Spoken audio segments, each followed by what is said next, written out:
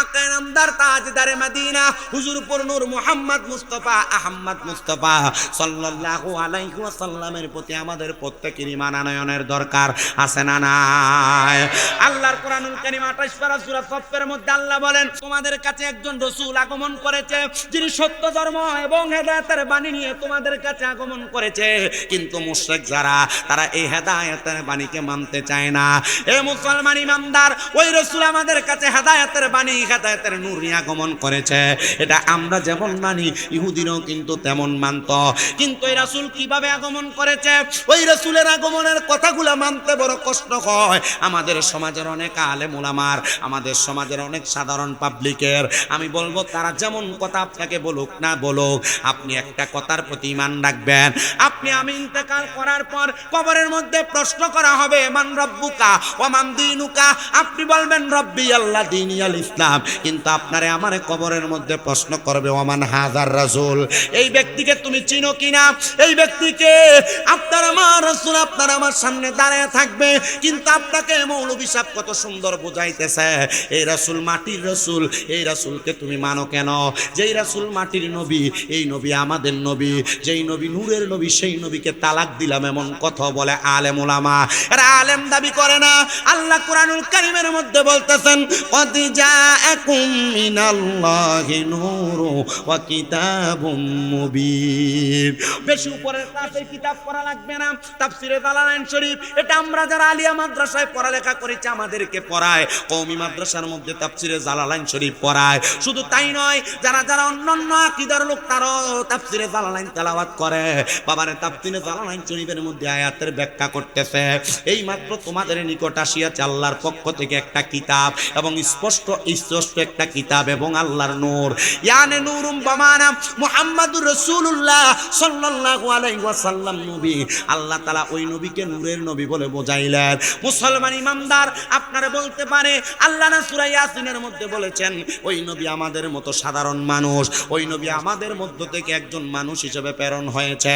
না না না, এই আয়াতে কারিমা কোন ইমানদারের জন্য নাযিল হয় নাই। এই আয়াতে কারিমা আবু জাহেল এবং মালিক ইবনে সিনান নামক একজন আল্লাহর বান্দার ব্যাপারে নাযিল হয়েছে। আল্লাহ রাসূল যখন মানুষকে ইসলামের দাওয়াত দেয়, আল্লাহ রাসূল যখন মানুষের সামনে দাঁড়ায়া আঙ্গুলের ইশারা দিয়ে আকাশের চন্দ্ররে দ্বিখণ্ডিত করে দেয়, এবার ওই এলাকার মধ্যে তাকে অবস্থায় আবু জাহেল সহ অন্যান্য বাতিলেরা ইহুদিরা তারা বলতেছে মুহাম্মদের সামনে যাও না, মুহাম্মদ জাদু করে। তখন আল্লাহ বলে দিয়েছেন, ইয়া রাসূলুল্লাহ আপনি তাদেরকে বলে দেন যে আপনি তাদের মতো একজন সাধারণ মানুষ। কারণ নবী আপনি যদি আপনাকে রাসূল বলেন, তারা আপনাকে জাদুকর বলে আপনার কাছে আসবে না। এবার আপনারা বলেন যে আয়াত ইহুদি এবং মুনাফিকদের ব্যাপারে নাযিল হয়েছে, এই আয়াত কি আমাদের জন্য নাযিল হয়েছে নাকি? না না না, আমরা ঈমানদার, আমাদের জন্য আল্লাহর হাবিবকে আল্লাহ তাআলা নূর নবী সাল্লাল্লাহু আলাইহি সাল্লাম নূর বানায়া পাঠাইছেন। এবার আপনারা বলেন আমরা সবাই ওই নূরের নবী মানার দরকার আছে না নাই? বিভ্রান্তিতে যাবেন না, কোন তর্কাতর্কিতে যাবেন না। কেউ যদি বলে মাটির, বলবেন ঠিক আছে যাও, তোমার নবী মাটির, আমার নবী নূর। ঠিক আছে যাও, তোমার নবী সাধারণ মানুষ, আমাদের নবী নূর।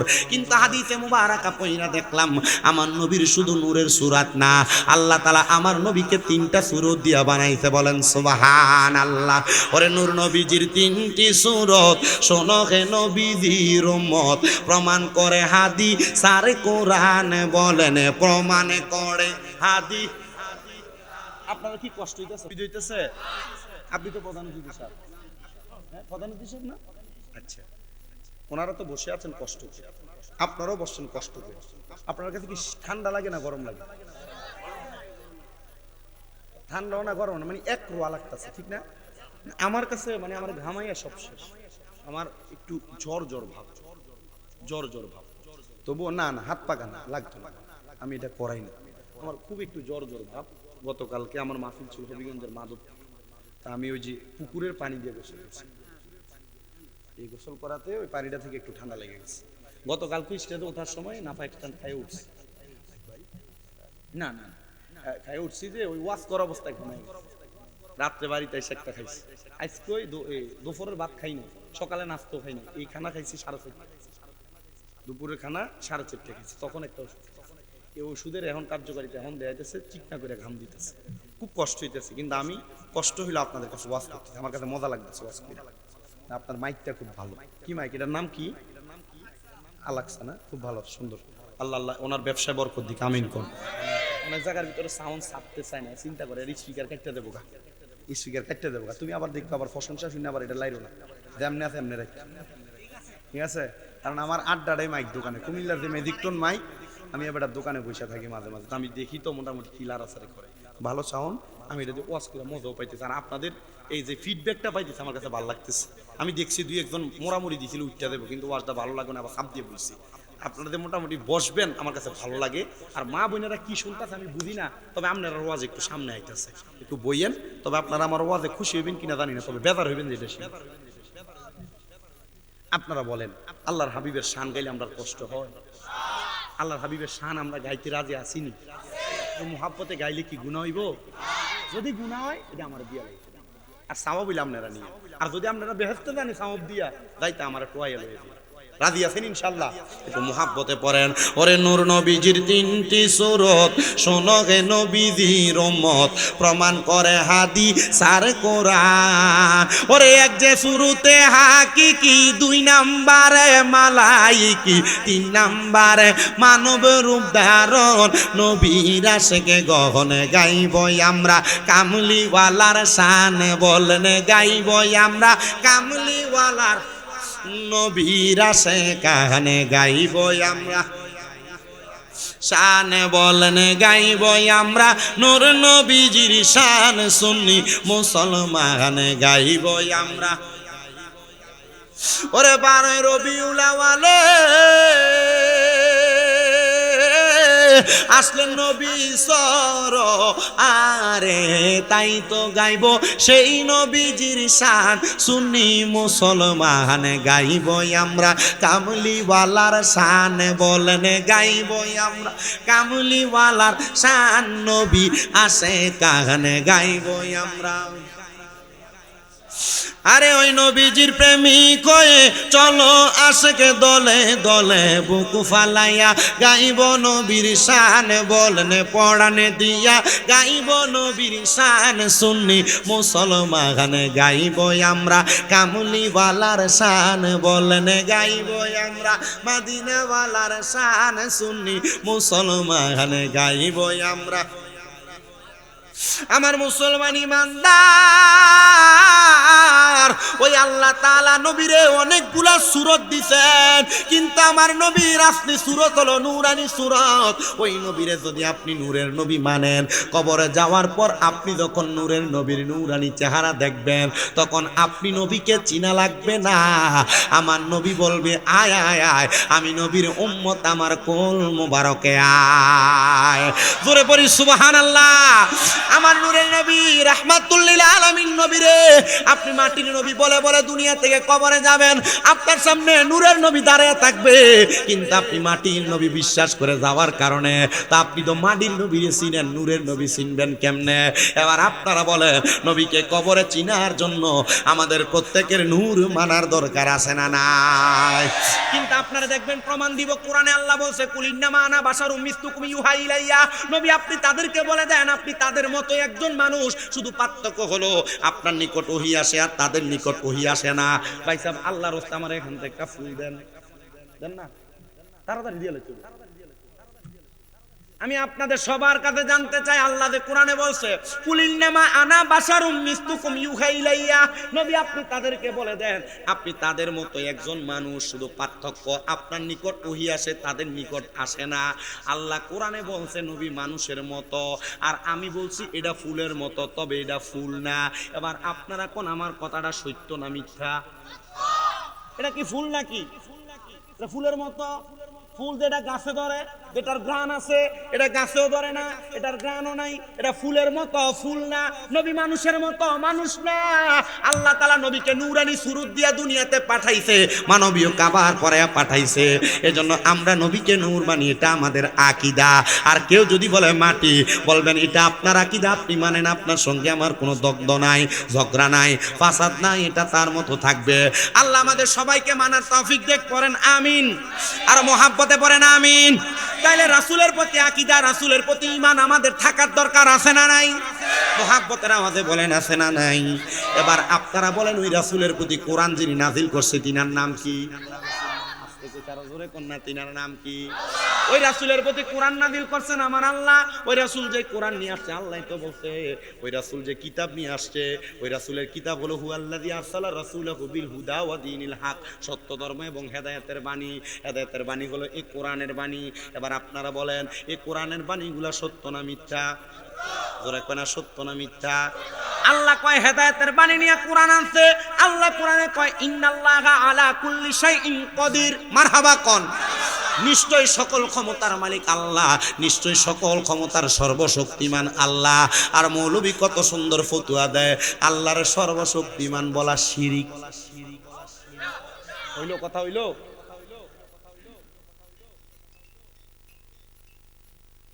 আল্লাহর সর্বশক্তিমান বলা শিরিক। সর্বশক্তিমান কে?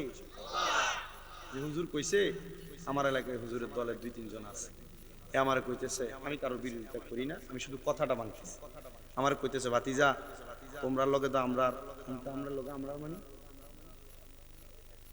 কথা কইয়ে শেষ করতাম যে আমরার লগে আমরা মানি। না ইয়া কথা কইতাম ইয়া ভোটটা, আমি কই ভোটটা মানি। ও না ইয়া মানে এভাবেই বলতেছে, আমি যেভাবে বলছি ইয়া, আমি কই না কাকা কাহিনী কি শিখো। ও না তোমার কইলে তো তুমি দরবারে আমরার মৌলবী সাহেবরা হুজুর এইটা কয়। আমি কই যে মৌলবী সাহেব এটা কয় মৌলবীরে তালাক দিয়ে দেয়। কথা কয়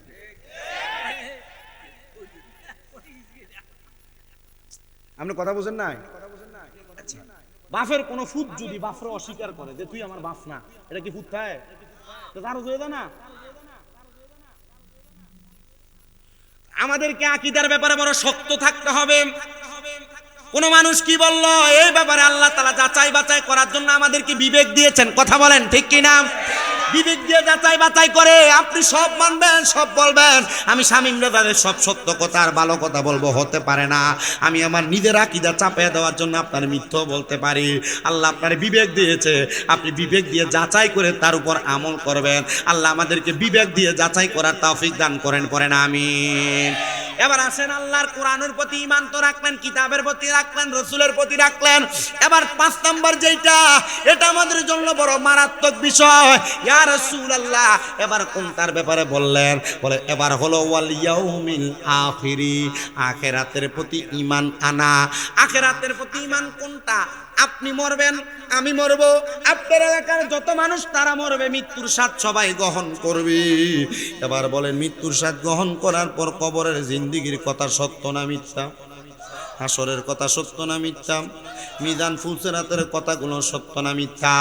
ওই কবরে যাওয়ার পর আপনি আপনার হিসাব দেওয়া লাগবে।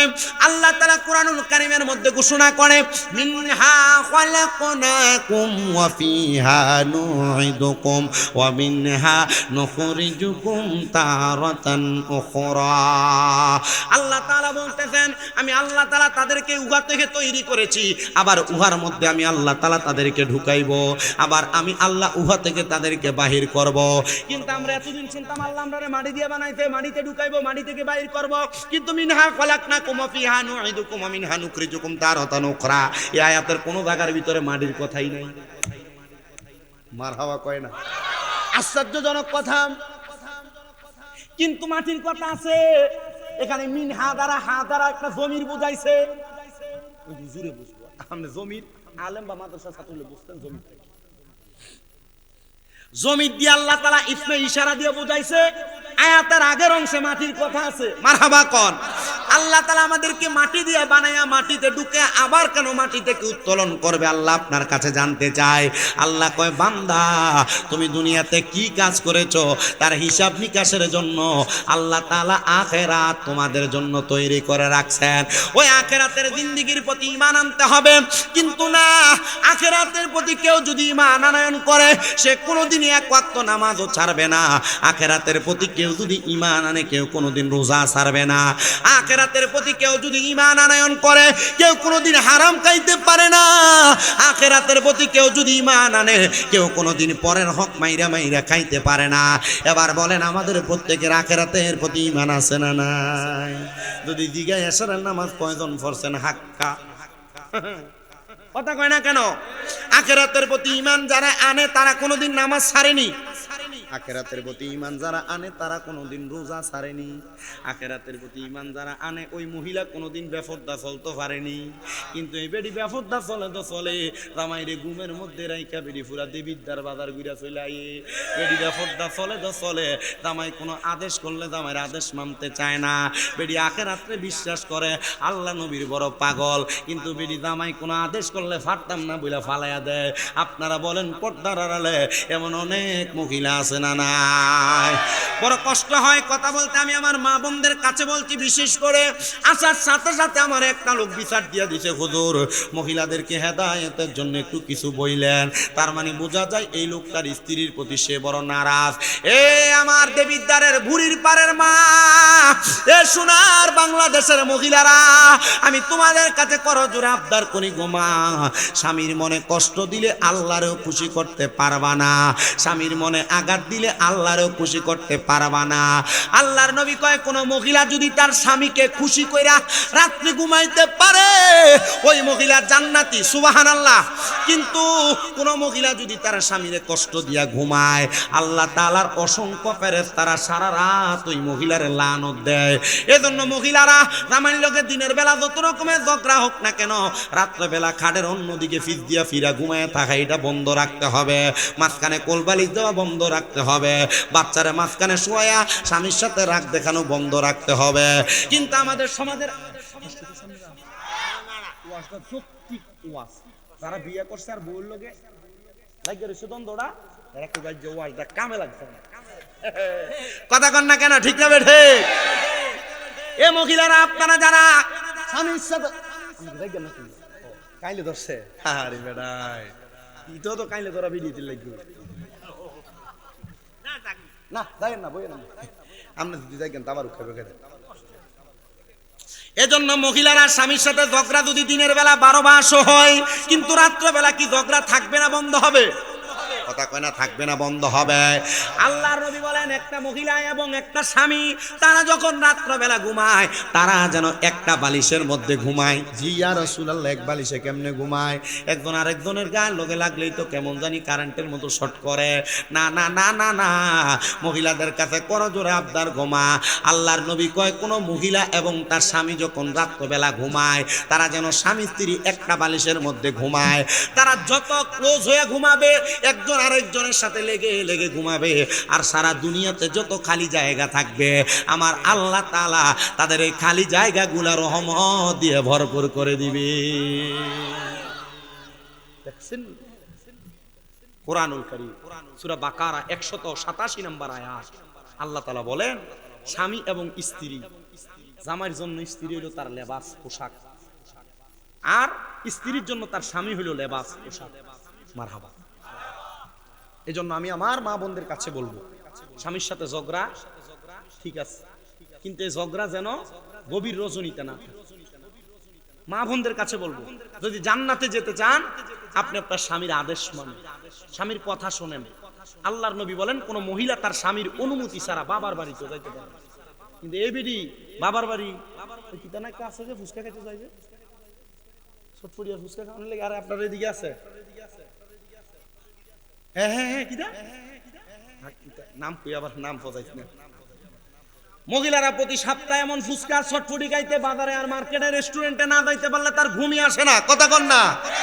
আগের যুগে মুরব্বীরা তাদের স্ত্রীরে যেই কাপড় আইনা দিত এটাই পছন্দ করে পড়ত, কিন্তু এখন কার বেডিরে কাপড় আইনা দিব দূরের কথা, ঈদের 1 মাস আগে রোজার আগে দিয়া প্রথম সপ্তাহে কইয়া দেয়, আপনি চাইয়েন নিজে পছন্দ করে আইনেন না, আমার টেহাটা আমার কাছে দিয়া দিয়ে আমি আমার নিজের মতো কিনাকাটা করব।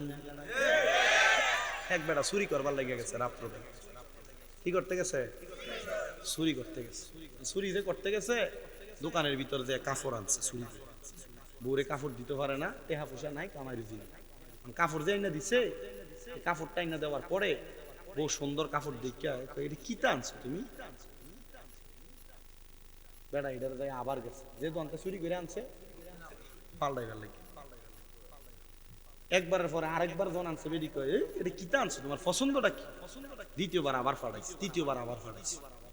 আর দোকানদার সিসি ক্যামেরা দেখি তারি একই বেটা আমার ঘরের ভিতরে আমার দোকানে 3 বার চুরি করতে এসে বেটা 3 বারের সময় দেখিয়া আমার দোকানে গেছে সুদ দরবার জন্য গেছে যখন যে চুরি দছে এই চুরি একবার করতে যাক ঠিক আছে এত লোক করলি 3 বার আইলি এক দোকানের ভিতরে চুরি করতি তো কি লজ্জা নাই তো ভাই সাহেব আল্লাহর দোহাই মিছা কথা কইেন না আমি 3 বার চুরি করতে আইছি তো তাইলে কেন ভাই প্রথমবারে চুরি করছি কিন্তু বউর লেগে তো কাপড়টা লয়ে গেছিলাম বউর অপছন্দ হয়েছে এলাকা ফরের 2 বার আইছি ফাল্লাই ফেললে এখন বউর কথা শোনার পর এবারে কি আসলে কি বাচ্চা না ধরা খাইছে কথা কয় না বাচ্চা না ধরা খাইছে আপনারা যারা বউয়ের কথা শুই না মা বাপরে ভাত দেন না আপনারা যারা বউয়ের কথা শুই না চলাফেরা করেন মা বাবার সাথে খারাপ আচরণ অসৎ আচরণ করেন এবার আপনারা বলেন ওই সুরের মতো আপনারাও কি বাঁচবেন না ধরা খাইবেন আকলওয়ালারে ইশারা বেকলওয়ালারে ধাক্কা আকল যদি থাকে এই কথার মধ্যে আপনি বুঝে যাবেন তার মানে আম্মা জানেনা আপনারা আখিরাতের প্রতি বিশ্বাস যদি আইনা থাকেন স্বামীর মনে কোনোদিন কষ্ট দিয়েন না স্বামীর পা দোয়া দিবেন আপনারা কি জানেননি আল্লাহর নবীর জামানায় নবীর একজন আশেকা ছিলেন যে আশেকা তার মাথার চুল দিয়া তার স্বামীর পা ধৌত করে দিছে কিন্তু বর্তমানের মহিলারা স্বামীর পা তেনা দিয়া দুইয়া দিব দূরের কথা বেটিরে যদি কয় একটু গরম পানি করে দাও না রাত্র গভীর বেটি কয় ভাবতাম না এত রাইতে কইতে গাইছেন নিজের মতো করে লইয়া লইয়া করেন এবার আপনারা বলেন যে মহিলারা তাদের স্বামীর এমন কথা বলে এই মহিলা জান্নাতে যাইব দূরের কথা জান্নাতের গ্রাণও পাইতো না অথচ জান্নাতের গ্রাণ 500 বছর রাস্তা দূর থেকে পাওয়া যাইব এবার আপনারা বলেন মা বোনেরা জান্নাতি হওয়ার জন্য স্বামীর খেদমতের দরকার আছে না নাই মারহাবা কোন মারহাবা এ মুসলমান এই ইমানদার আমি আপনাদের কাছে ধারাবাহিক কথাগুলো বলে যাই আখিরাতের প্রতি ঈমানের কথাগুলো বলার পরে এবার আমি আপনাদের কাছে আরেকটা বিষয় বলি এই বিষয়ের প্রতিও মহিলাদের অনেকগুলো কথা আসবে ওয়াল ইয়াউমিল আখিরের পরে ওয়াল কদরি খাইরি ওয়া শাররিহি মানুষের তাকদীরের প্রতি ঈমান আনয়ন করা লাগবে তাকদীরের প্রতি কিসের ঈমান তাকদীরের ভালো এবং মন্দ বহু মহিলারা তাদের স্বামীর সঙ্গে আপনাদের কাবজাব করে যেটার কাবজাব কোন উনাফানা কোন কাবজা কা উনাফানা একই তো আমরা মিল্লাদিল্লাহ কুমিল্লার মানুষ মারহাবা আপনারা অনেক মহিলারা তার স্বামীর সামনে কাবজাব করে উনাফানা করে মানুষের মুখানের সাথে বেন করে মহিলা বলে তোমার ছোট ভাই যে মাসে 50,000 টাকা ইনকাম করে আর তুমি মাসে 15,000 টাকা ইনকাম করো দিন 500 টাকা কইরা কেমন বেড়া হইলা এই কামাই কেন করো এই আমার মুরব্বী সমাজ যুব সমাজ পর্দার অন্তরালের মা বোনেরা তোমার স্বামী যদি 15,000 টাকা না 15 টাকা ইনকাম করে তোমার স্বামী যদি 10 টাকা ইনকাম করে তুমি এটার উপরে শুকরিয়া আদায় করবা তোমার তাকদীরের ভালো এবং মন্দ মাইনা নিবা কারণ কি তুমি যদি তাকদীরের ভালো এবং মন্দটা মাইনা নাও দেখবা আমার আল্লাহ তাআলা 50,000 টাকা কামাই করেন না বেটা যে শান্তি পায় তোমার 50 আর 500 টাকা 5,000 টাকার মধ্যে শান্তি দান করবে এবার আপনারা বলেন আমরা সবাই শুকরিয়া আদায় করার দরকার আছে না নাই কিন্তু আমাদের মাঝে মুনাফিকের খাসিয়ত চলে আসছে মুনাফিক আল্লাহ আমাদেরকে দিবেন কিন্তু আমরা আল্লাহ তাআলার দরবারে শুকরিয়া আদায় করি না এবার আপনারা বলেন শুকরিয়া আদায় করার দরকার আছে না নাই মনে রাখতে হবে মুনাফিকের 3 খাসিয়ত তারা যখন কথা বলে মিথ্যা কথা বলে তারা যখন ওয়াদা করে ওয়াদা খেলাফ করে মুনাফিকের আরেকটা আলামতের মধ্যে যেটা প্রকাশ্য আলামত ওই আলামত যদি আপনাদের কাছে বলি তাহলে আর জমিনের মধ্যে দেখবেন আপনিও ধরা আমিও ধরা এবার আপনারা বলেন আমরা মুনাফিকের আলামতগুলো বর্জন করারও দরকার আছে না নাই তাহলে আমাদের তাকদীরে যা আছে আমাদেরকে তাই মানতে হবে কথা বলেন ঠিক না বেঠে আল্লাহর নবী বলে শুধু তাই নয় ওয়াল কদরি খাইরি ওয়া শাররিহি মিনাল্লাহি তাআলা ওয়াল বাসি বাদাল মাউত আল্লাহ তাআলা আপনারে আমারে মৃত্যুবরণ করার পরে আবার উত্তোলন করবে বাদাল মাউত মৃত্যুর পরে আবার উত্তোলন করবেন ও আল্লাহ আপনি কেন উত্তোলন করবেন আপনার কাছে জানতে চাই আমার আল্লাহ তাআলা আমার নবীর মাধ্যমে জানায়া দেয় তারা ইমামদার তাদের জন্য ভালো উত্তোলন হবে যারা বেঈমান তাদের জন্য খারাপ উত্তোলন হবে। ইমানদার যারা শুনো, দেবিদ্বার এলাকার বুড়ির পাড়ের মানুষেরা আজকে দক্ষিণ পাড়া মনুমিয়া ব্যাপারীর বাড়ির কবরস্থান কবরবাসীর মাগফিরাত কামনায় জান্নাতের বাগানে যারা বসেছ, ইমানদার বান্দাদের জন্য আল্লাহ তাআলা কি রেডি করে রাখছে? আল্লাহ বলেন জাযাউহুম ইনদা রাব্বিহিম জান্নাতু আদিনিন তাজরি মিন তাহতিহাল আনহার। জবান খুলে জোরে জোরে পড়েন সুবহানাল্লাহ। যারা ইমানদার বান্দা আল্লাহ তাআলা তাদের জন্য একটা জান্নাত রাখছে, ওই জান্নাতের নাম হলো জান্নাতুল আদন। জোরে বলেন সুবহানাল্লাহ। ও আল্লাহ, আপনি যে জান্নাতুল আদন ইমানদার বান্দার জন্য রেডি করে রাখছেন, আল্লাহ আপনি বলেন না ওই জান্নাতুল আদনটা কেমন হবে, কত সুন্দর হবে। আল্লাহর নবী বলে, উম্মতের দল শুনে রাখো, ওই জান্নাতুল আদন বড় সুন্দর। ইয়া রাসূলুল্লাহ, ইয়া হাবিবাল্লাহ, কেমন সুন্দর? কয় তাজরি মিন তাহতিহাল আনহার। এত সুন্দর ওই জান্নাতের নিচে দিয়া আমার আল্লাহ তাআলা একটা নহর প্রবাহিত করছে, নদী প্রবাহিত করছে। ওই নদীর মধ্যে মজার মজার পানি আর শরাব রাখছেন। এ মুসলমান, ওই নদীর মধ্যে একরকম না, আল্লাহ তাআলা 4 প্রকারের পানি রেখে দিয়েছেন। এর মধ্যে একটা পানির নাম হলো শারাবাম তাহুরা, পবিত্র পানি। যারা কোনোদিন পরের হক মেরে মেরে খায় নাই, যারা কোনোদিন মানুষের হক ঈমান আনছে, তাদেরকে আমার আল্লাহ তাআলা জান্নাতের ওই শারাবাম তাহুরা পান করাবে। বলেন সুবহানাল্লাহ। আর একটা পানির নাম হলো ইন্না আতাইনাকাল কাউসার। ওই কাউসারের পানি আমার আল্লাহ তাআলা তাদেরকে পান করাবে। যারা আল্লাহ এবং তার রাসূলের প্রতি ঈমান আনয়ন করেছে, তাদেরকে আমার আল্লাহ তাআলা ওই জান্নাতের কাউসারের পানি পান করাবে। আর একটা পানির নাম হলো জান্নাতের লাবান, মানে দুধ। ইয়া রাসূলুল্লাহ, কারা পান করবে? যারা মানুষের, যারা দুনিয়ার জমিনের মধ্যে সুদ খায়, ঘুষ খায়, পরের হক মাইরা খায়, আল্লাহ তাআলা ওই জান্নাতের দুধ তাদেরকে পান করাবেন না। যারা কোনোদিন হারাম খায় নাই, পরের হক মাইরা খায় নাই, সুদের টাকা খায় নাই, ঘুষের টাকা খায় নাই, তাদেরকে ওই জান্নাতের দুধ পান করানো হবে। আরেকটা পানির নাম হলো জান্নাতের মধু। এ বাবা, আপনারা যারা মিথ্যা কথা বলেন, আপনারা যারা গালিগালাজ করেন, আপনারা সাবধান, সতর্ক থাকা লাগবে। এই জান্নাতের মধু যদি পান করতে চান, কখনো মিথ্যা কথা বলা লাগবে না, বলা যাবে না। জান্নাতের মধু যদি পান করতে যান, কখনো মুখ দিয়া গালিগালাজ করা যাবে না। কিন্তু আমাদের বন্ধু বান্ধব চলার পথে অনেককেই দেখা যায় যারা কথায় কথায় মিথ্যা কথা বলে, গালিগালাজ করে। চা দোকানের মধ্যে বৈশা বৈশা বন্ধু বান্ধবের আলাপের মধ্যে আপনারা বলেন, এমন মিথ্যা এবং গালাগালি ফায়াসা কথা চলে কি চলে না? ত্যাগ করার দরকার, কথা বল না, ত্যাগ করার দরকার আছে। আল্লাহর নবী রাহমাতুল লিল আলামিন নবী আমার বলে, ওই জান্নাতের মধ্যে তোমাদেরকে রাখা হবে। যদি তোমরা ওই জান্নাতের মধ্যে থাকতে চাও, তাহলে তোমরা এমন এমন কাজগুলা করো। ইয়া রাসূলুল্লাহ, ওই জান্নাতে কতদিন থাকবো? আপনি নবী বলেন না। নবী আমার আল্লাহ তাআলার কোরআনুল কারীমের মধ্যে ঘোষণা করে তেলাওয়াত করে শোনায়া দেয়, খালিদিনা ফিহা আবাদা। ওই জান্নাতের মধ্যে তোমরা চিরস্থায়ী বাসিন্দা হয়ে থাকবা। ও আল্লাহ, তারা কি চাইলে জান্নাত থেকে বের হবে নাকি? আল্লাহর নবী ডাক দিয়ে কয়, আবাদা, তারা জান্নাতে চিরস্থায়ী বাসিন্দা হয়ে থাকবে, বের হতে চাইবে না। আরে বাবা, সুন্দর দামি বাড়ি, সুন্দর দামি গাড়ি থাকলে কে চাই ভাঙ্গা বেড়ার ঘরে ঘুমাইতে? আল্লাহ তাআলা যেই জান্নাত আপনারে আমারে দিবে, আমরা সবাই ওই জান্নাতের মধ্যে থাকব। কিন্তু আমরা সম্পদের মায়ায় পইরা, টাকার মায়ায় পইরা, বাড়ির মায়ায় পইরা, গাড়ির মায়ায় পইরা, নারীর মায়ায় পইরা, সন্তান সন্ততির মায়ায় পইরা আমরা কিন্তু দুনিয়া এবং আখিরাতের কথা ভুলে যাচ্ছি। আমরা কিন্তু জান্নাতের মায়া ভুলে যাচ্ছি। এজন্য আশিক বলে, আরে সংসার সংসার কইরা ববে গো, করিলি না বন্দিগি, আরে কিভাবে কাটাইবা মনরে কবরের জিন্দে হে গিরে, আরে ওরে জীবন গুনায় গুনায় গেলো রে। গুনায় জীবন আছে না? সংসারের মায়া মানুষ নামাজ রোজা হজ যাকাত দান সদকা সারে কি সারে না? তো মোহাব্বতে পড়েন, আরে সংসার সংসার কইরা ববে গো, করলি না বন্দিগি,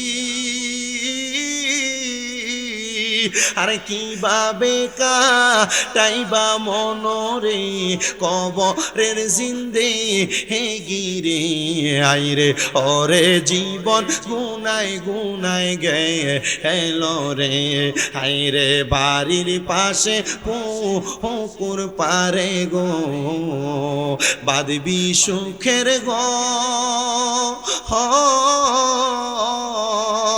আরে বাইও নাই তোর বা আমদব নাই রে কে লইবে খবর রে হাই রে ওরে জীবন গুনায় গুনায় গে এলো রে বলেন ওরে জীবন গুনায় এলো রে হাই রে পড়বি বলের যুবক নামাজটা পড়লি না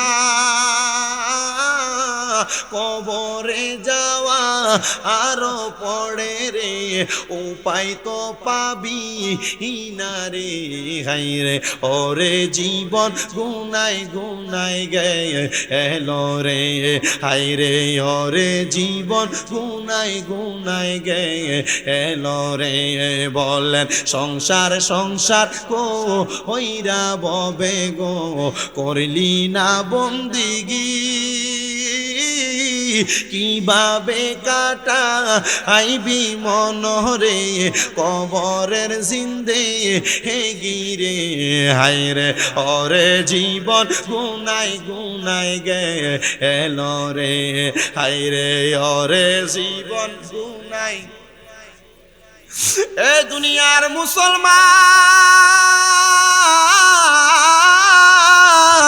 এ নবীর উম্মতের দল এ নবীর আশেক এ মুরব্বী বাবা যুবক ভাই এ ছোট ছোট মাসুম বাচ্চা পর্দার অন্তরালের আমার মা দুনিয়ার মায়ার মধ্যে পইরা যারা আল্লাহরে ভুইলা যায় যারা নবীর দুরূদ ভুইলা যায় ইবাদতের কথা ভুইলা যায় তাদের অবস্থাটা কেমন হবে আমি আপনাদেরকে ছোট্ট একটা কথা শোনাইলে আপনারা বুঝতে পারবেন আল্লাহ তাআলার একজন খাস বান্দা যার কাজ ছিল আল্লাহ তাআলার ইবাদতে মশগুল থাকা কিন্তু ভাগ্যের নির্মম পরিহাসে নামাজ পড়ে রোজা রাখে হজ করে যাকাত দেয় তার চাকরি হইছে একটা বাদশার রানীর ঘরের মধ্যে যেই রানীর ঘরের মধ্যে রানীর বিছানা পরিষ্কার করার দায়িত্ব ছিল তার রানীর টাকা পয়সা সম্পদের কোনো অভাব নাই কিন্তু রানী তার বিছানাকে পরিষ্কার কইরা সুন্দর কইরা ওই বিছানার মধ্যে গোলাপ ফুল ছিটিয়ে দেওয়ার জন্য পরিষ্কার একটা বিছানা পাওয়ার জন্য ওই রানী তার বাড়ির মধ্যে একটা কাদের মানুষ রাখছে কিন্তু কাদের মানুষটা বড় নামাজি কাদের মানুষটা বড় রোজাদার কাদের মানুষটা বড় আমলওয়ালা কাদের মানুষটা বড় ইবাদতওয়ালা কিন্তু আমাদের সমাজের মহিলারা নিজের খায় নিজের পরে কিন্তু নামাজ পড়ে না নিজের খায় নিজের পরে কিন্তু রোজা রাখে না নিজের খায় নিজের পরে কিন্তু পর্দা করে না ওই মাইয়া ডাক দিয়া কয় জগতের মানুষ আমি যখন ওই রানীর বিছানা পরিষ্কার করি আমি সব সময় তার বিছানাটা পরিষ্কার করি আমি ওই রানীকে একদিন প্রশ্ন করলাম আপনি এত সুন্দর বিছানাতে কেন ঘুমান রানী ডাক দিয়া কই হে আমার কাজের মহিলা তুমি তো জানো মানুষ কেন সম্পদ কামাই করে মনে রাখবেন মানুষ সম্পদ কামাই করে তিন কাজে কয় কাজে মানুষ সম্পদ কামাই করে তিন কাজে ভালো খাওয়ার জন্য ভালো চিকিৎসার জন্য ভালো ঘুমের জন্য এই তিন কাজে কিন্তু মানুষ সম্পদ কামাই করে কিন্তু ছায়া দেখেন সম্পদ কামাই করতে গেলে ঘুম হয় না সম্পদ কামাই করতে গেলে ভালো চিকিৎসা পাবে দূরের কথা ভালো কঠিন রোগ হয়ে বইসা থাকে এই জন্য সম্পদের পেছনে না দৌড়ায়া যদি আপনি ওই মনিবরে খুশি করার পেছনে দৌড়ান দেখবেন সম্পদ আপনার পায়ের কাছে আসবে মারহাবা কোন মারহাবা ও বাবা এজন্য আপনারা বলেন আমরা যদি আল্লাহ নবীর পথ মতে চলি আমরা কি সম্পদের পেছনে দৌড়ানো লাগবো না সম্পদ আমরার পেছনে দৌড়াইবো কথা কয় না কেন মাদ্রাসায় পড়তাম আমার দাদি মারা গেছে আমার দাদিরে আমার সামনে তখন ক্লাস 2 তে পড়ি এক লোকে বলছে মাদ্রাসায় পড়ে মানুষের বাড়ির খয়রাতের 20 টিয়া 30 টিয়া 50 টিয়া 100 টিয়া হাদিয়া পাইবো ইটা দিয়ে কি আর সংসার চলবো আর এ জানে না এখন এবিডি নাতি প্রতি রাইতেই 30 40 50 হাজার টাকা কামাই মারহাবা কয় না মহিবুল ভাই এলেছে হাফিজ ভাইয়ের কারণে কম দিয়ে মারহাবা কন না আর জোরে কোন মারহাবা বাবারে দুনিয়ার মায়া না কইরা যদি তুমি আল্লাহ রসুলের প্রেমে জীবন কাটাও, আমার এক ওস্তাদ কইছে জীবনে যদি সফলতা অর্জন করতে চাও দুইটা জিনিস করবা। এক নাম্বার বেশি করে তাহাজ্জুদ পড়বা, দুই নাম্বার বেশি করে নবীদের উপর দুরূদ পড়বা। দেখবা তুমি সম্পদের পেছনে দৌড়ানো লাগবে না, সম্পদ তোমার পেছনে দৌড়াবে। মারহাবা কম। আজকে যিনি সভাপতি উনি সভাপতি আপনি সভাপতি না না ওইয়া প্রধান মেহমান তোমার আসে কেলা হিসাব আছে আমার পরে মুনাজাত দিব নাকি? আচ্ছা আমি আপনারা যাওয়ার সময় একটু দোয়া করে যাবো, এরপরে হুজুর মুনাজাত করবে, অসুবিধা হবে আপনারা? আপনার সমস্যা হবে না তো? চাইন আবার সিটটা আবার একটু মুসরা মাসি দিয়ে রাইটটা মনে বেশি হয়ে যেতে থেকে আমি যতক্ষণ আসি ততক্ষণ বেশি সময় না, 11টা 20 হয়ে গেছে, মোটামুটি 1 ঘন্টা 20 মিনিট সময় যা বলছি তা দিয়ে। কিন্তু আমি যদি আর ওই যে তারা যাই আচ্ছা যতক্ষণ কথা বলি ততক্ষণ মনোযোগ দিয়ে শুনবেন তো? এই ওয়াকেটা বইলা আমি আমার ওয়াজের রীতি টানবো, তবে একটু কষ্ট করে শুনতে হবে। রাজি আছি ইনশাআল্লাহ? আল্লাহ কবুল করুক, জোরে বলেন আমিন। তো যেই কথা বলতেছিলাম আপনাদেরকে, মানুষ সম্পদ কামাই করে কয় কারণে? 3 কারণে। ভালো খাওয়া, ভালো ঘুম, ভালো চিকিৎসার জন্য। মহিলা ডাক দিয়ে বলে, এ আমার কাজের মহিলা তুমি কি জানো সম্পদ মানুষ এই 3 কারণে ইনকাম করে, যেন আরামে ঘুমাইতে পারে, আমার শরীর স্বাস্থ্য সুস্থ আছে, আমার খাওয়াও ঠিক আছে, কিন্তু আমি ভালো করে ঘুমানোর জন্য তোমাকে রাখছি, তুমি যেন আমার বিছানাকে সব সময় পরিষ্কার করে রাখো। ভালো বিছানা হইলে ঘুম কি ভালো হয় না খারাপ হয়? জোরে জোরে জোরে, ভালো হয় না খারাপ হয়? এজন্য তোমারে রাখছি। ওই মহিলা বলেন, দুনিয়ার মানুষ শোনো, ওই আমার কাজের রানীমা উনি সব সময় এই বিছানাতে ঘুমায়, আমি তার বিছানাটাকে আতর লোবান দিয়া গোলাপ ফুল দিয়া সাজাই। একদিন আমি দেখলাম আমার রানীমার এই বিছানাতে আসতে একটু দেরি হইতেছে, আমি বিছানাটা সাজানোর সময় চিন্তা করলাম রানীমা যে আরামে ঘুমায়, মনে হয় এই বিছানাটা বড় দামি বিছানা, একটু বিছানাটাতে ঘুমায় দেখি কেমন লাগে। মহিলা ডাক দিয়ে কয়, কাজের মানুষ আমি বিছানাতে শোয়ার সাথে সাথে আমার চোখ বন্ধ হয়ে গেছে। আরামের বিছানা, মারহাবা কর। আমি বিছানাতে শোয়ার সাথে সাথে আমার চোখ বন্ধ হয়ে গেছে, আমি হঠাৎ কোন সময় জানি ঘুমিয়ে গেছি আমি জানি না। এবার সাথে সাথে রানীমা মনে হয় আমার ঘরে আগমন করছে। আমি দেখলাম রানীমা আইসা আমার চুলগুলার মধ্যে মুঠ করে ধরছে, ধরে ডাক দিয়া কয়, কইরে আমার প্রজারাম, কইরে আমার সেনাপতিরাম, দেখ রে আমার বাজে আমার বাড়ির বান্দি যিনি, দাসী যিনি, কাদের মহিলা যিনি, তার বড় সাহস, সে আমার নিজের ঘুমানোর বিছানাতে ঘুমায়া গেছে। তারে তোমরা 3 জন একসাথে হও, 3টা চাবুক হাতের মধ্যে নিয়া ওই মাইয়াটারে, কাদের দাসীটারে, বান্দিটারে মারা শুরু করছে। এমন ভাবে মারছে রে, মারতে মারতে তার পুরাটা শরীরকে একবারে ক্ষত বিক্ষত করে ফেলছে। রানীমা কিছুক্ষণ পরে আইসা দেখতেছে মেয়েটার কি অবস্থা। মেয়েটার সামনে যাইয়া রানীমা তার চুলগুলার মধ্যে ধরে এভাবে টান দিয়া তুলছে, আর মেয়েটার দিকে তাকায় আর কয়, যদি অনুমতি ছাড়া বিছানায় না শুইতা তাইলে তো তুমি এমন কঠিন শাস্তি পাইতা না। এ কথা বলার সাথে সাথে ওই কাদের দাসী আর বান্দিটা কেমন জানি খিলখিল করে হাসতাছে। রানীমা বড় অবাক হয়ে গেল, 3 জন সেনাপতি দিয়ে তোরে আমি আঘাত করলাম, চাবুক দিয়া মারলাম, তোর শরীর দিয়া রক্ত বায়া বায়া পড়তেছে, আর আমি দেখতেছি তুই দি মুস্কি মুস্কি আর খিলখিলে হাসতাছস, কারণটা কি বলস না? বলে অন্য কোনো কারণ না, অন্য কোনো কারণ না, আমি হাসতাছি একটা মাত্র কারণে গো রানীমা। বলে কোন কারণে? বলে আমি সারা জীবন 5 ওয়াক্ত নামাজ পড়ছি, আল্লাহর ইবাদত করছি, কিন্তু আমি অল্প কিছুক্ষণ সময় আপনারে দামি বিছানার মধ্যে ঘুমানোর কারণে আপনি আমারে এমনে মানলেন। চিন্তা করে দেখেন গো রানীমা, আপনি যে সারা জীবন এই দামি বিছানাতে ঘুমান, আমার আল্লাহ তাআলা এই দামি বিছানাতে ঘুমানোর কারণে না জানি আপনারে কয়জন ফেরেশতা দিয়া আযাব দেয়, না জানি আপনারে কয়জন ফেরেশতা দিয়া পিডায়। রানীমা বড় পাগল হয়ে গেছে, ডাক দিয়া কয়, সেনাপতি মায়ের বন্ধ রাখরে আমারে কি শুনাইলো? আরে তার কথা তো সত্য কথা। সেই মহিলা আমার দাসী হইয়া, বান্দি হইয়া, অল্প কিছুক্ষণ দামি বিছানাতে ঘুমানোর কারণে যদি আমি তারে 3টা সেনাপতি দিয়া মারি, তাহলে আমি যে এই বিছানাতে এত বছর ঘুমাই, আমার আল্লাহ না জানি আমারে কত মাইর মারে, আমার আল্লাহ না জানি আমারে কত ফেরেশতা দিয়া মারায়। এ পর্দার অন্তরালের মা, বিছানাতে যে ঘুমায়া থাকো, নিজেও নামাজ পড়ো না, তোমার স্বামীরও নামাজ পড়তে ডাক দাও না, তোমার সন্তানরেও নামাজ পড়াও না। মাগো মা, চিন্তা করে দেখো গো, তুমি কবরের মধ্যে কত আযাবের শিকার হইবা। এই যে মহিলাদের ডায়াবেটিস হয়ে যাচ্ছে, অল্প বয়সের মহিলা প্রেসারের সমস্যা হয়ে যাচ্ছে, মাথার ব্রেইনের মধ্যে পানি থাকে না, দেখবেন এমন রোগ অনেক মহিলাদের দেখা দিতেছে। এই যে মহিলাদের হার্টের সমস্যা হইতেছে, কারণ কি মা? অতিরিক্ত ঘুম, অতিরিক্ত ঘুম। তুমি যে ফজরের সময় ঘুমায়া থাকো আর সকালের বাতাস তোমার গায়ে লাগাও না, সকালের হাওয়া তোমার মাথায় লাগাও না, জানো নি গো মা, এটার কারণে তোমার এত কঠিন রোগ হচ্ছে। তুমি যদি সকালবেলা ওইটা আগের মহিলারা যেমন করত, সকালে ওইটা ফজর পইরা কত সুন্দর অনেক মহিলারা তাদের ঘর দুয়ারও লেপত, সকালবেলা ঘুম থেকে ওইটা সুন্দর করে রান্না বসে নাস্তা পানি করত। কিন্তু মহিলারা এখন নামাজ পড়তে চায় না। এডি তাড়াতাড়ি গেছে, যায় বাড়িতে করবো, দেখছো নি কি ওয়াজ করে, এডি একটু কামে লাগাও, কামে লাগাও, এটা করবে, কথা কর না কেন, ঠিক না বেঠিক? এ বাবা শুনেন, আমি জানি না আপনারা কেমন ধরনের আলোচনা শুনেন। আমি আপনাদের এই অঞ্চলে একবারে প্রথম, আমি মনে হয় 11 গ্রামের দিকে আর রসুলপুরের দিকে কয়েকবার আসছিলাম, তবে এই বছরও মনে হয় রসুলপুরে আরেকটা মাহফিল আমার রাখা আছে।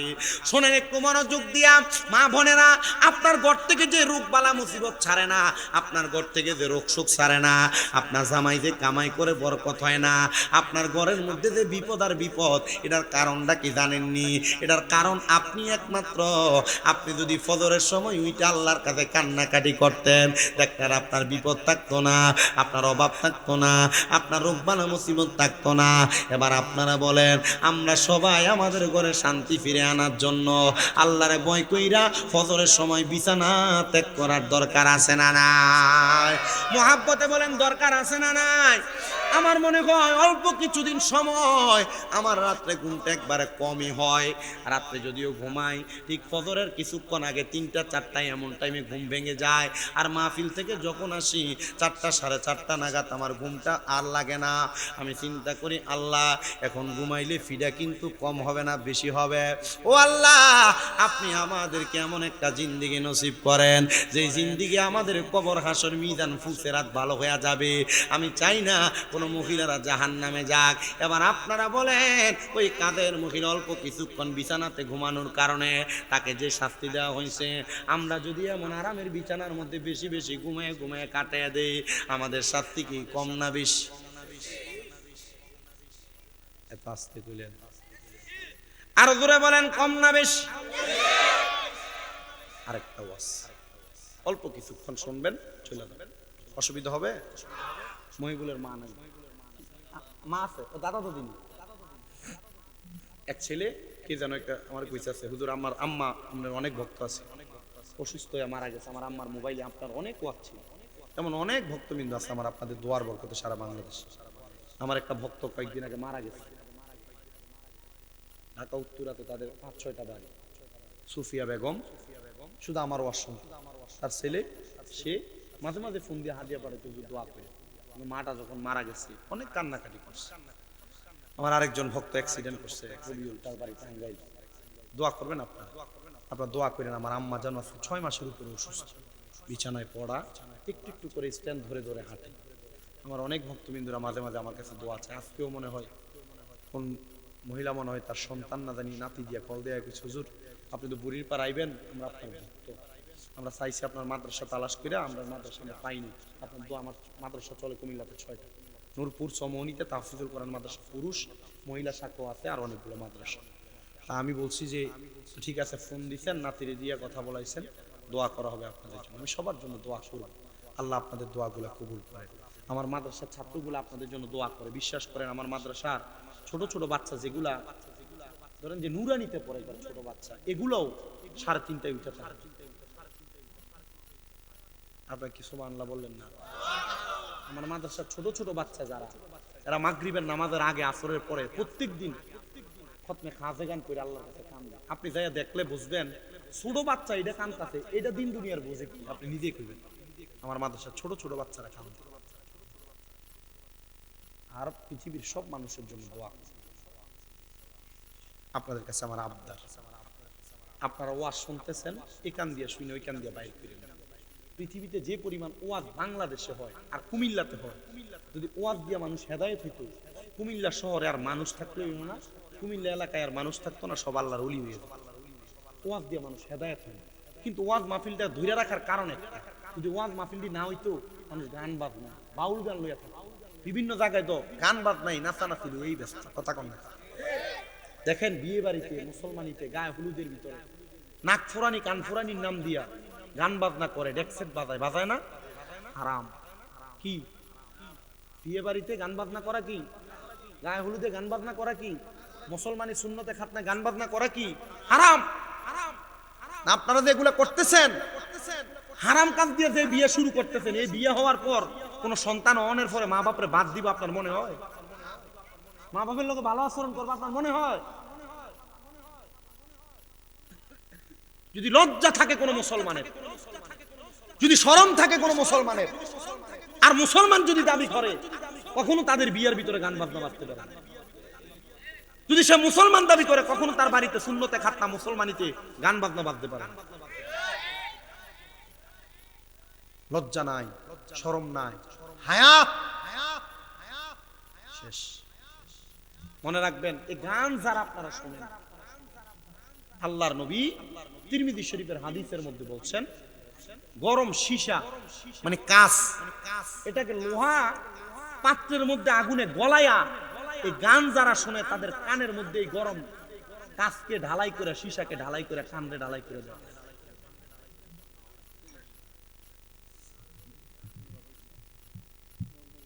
দাউদ নবী যে এত সুন্দর সুরে কোরআন তেলাওয়াত করবে আপনারা জানেন না?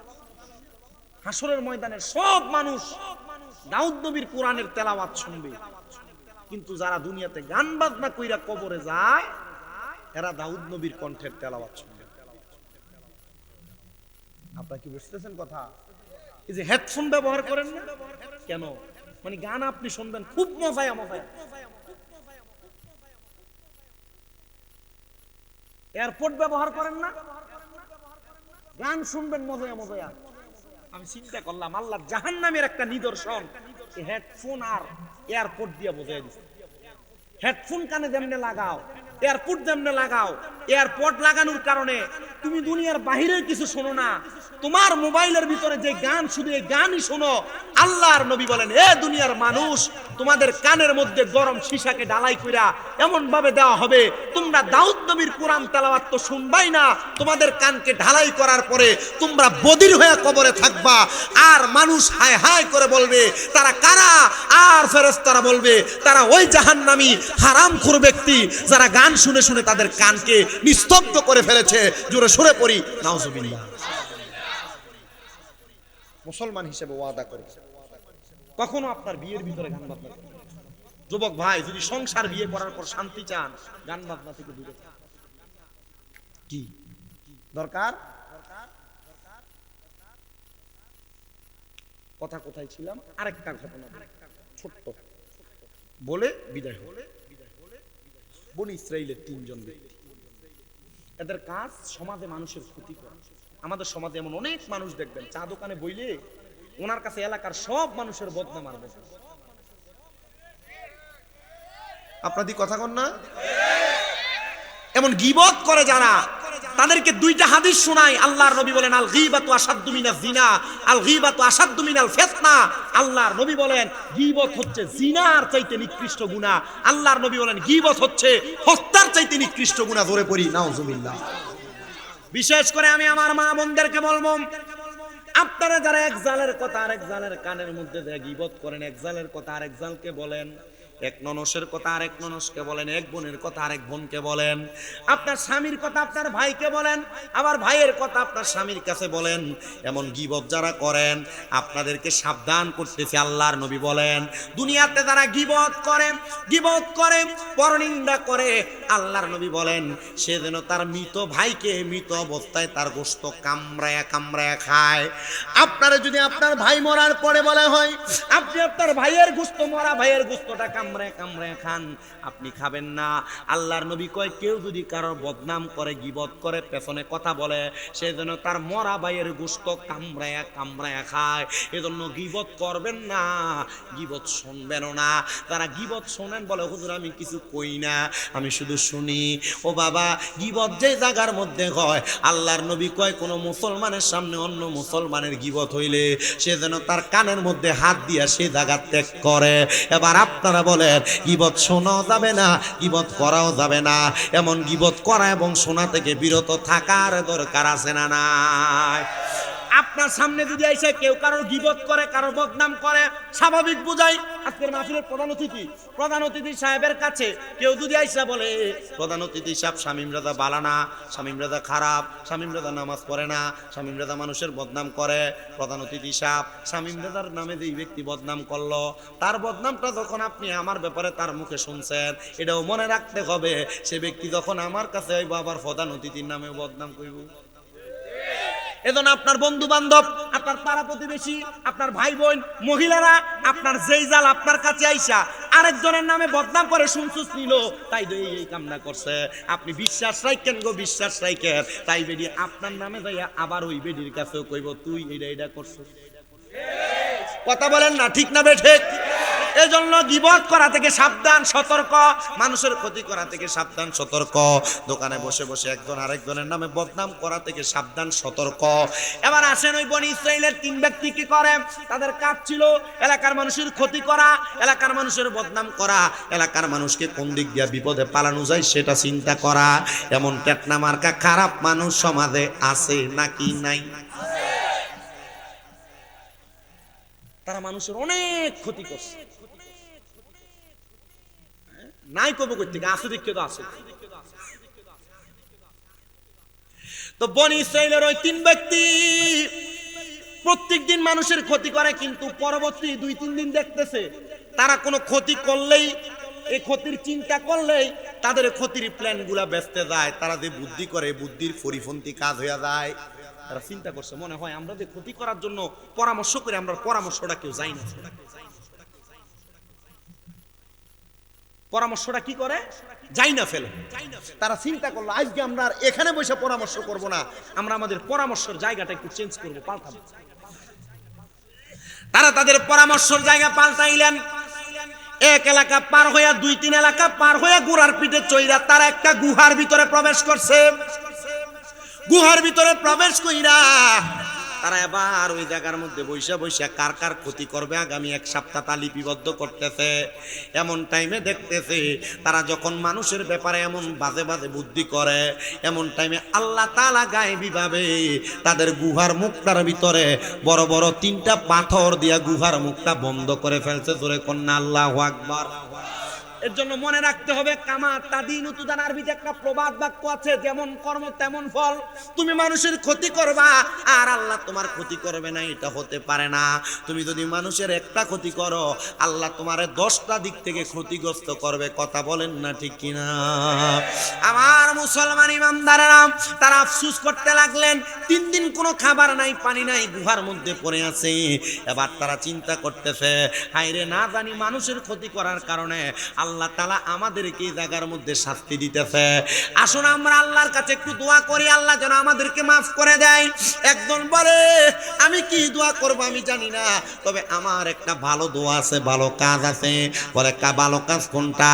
বলে আমার একটা চাচাতো বোন ছিল বড় সুন্দর, যারা আমার বড় পছন্দ ছিল, তারা আমার মনে মনে একটা খায়েশ জন্মাইছিল।